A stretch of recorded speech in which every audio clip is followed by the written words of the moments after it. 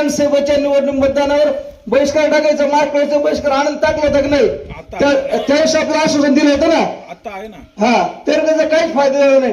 तरी माझी अमित दादा, विजय साहेब, बाजीराव शेठ आपल्यास विनंती आहे, आपण देखील आपल्या स्तरावर प्रयत्न करावेत.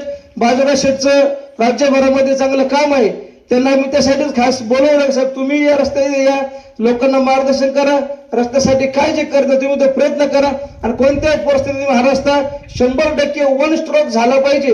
कुणी गडबड करू नका. जर तुम्ही ठाम राहिले तर रस्ता वन स्ट्रोक होईल, परत 1 किलोमीटर होईल, परत 10 वर्ष रस्ता होणार नाही. अमित भांगरे जर आमदार झाले, तुम्हाला मी शब्द देतो, हा रस्ता होवायचा नाही. अकोला विधानसभेला कोथरूड गटातलं पहिलं काम कोणतं असेल तर हा रस्ता जो आहे, जर झाला नाही तर पहिलं काम अमित भांगरेंच्या माध्यमातून हे रस्ता झाले तुम्हाला दिसेल. हे मी या ठिकाणी छाती ठोकपणे सांगतो आणि माझे मनोगत संपवतो. जय हिंद, जय महाराष्ट्र.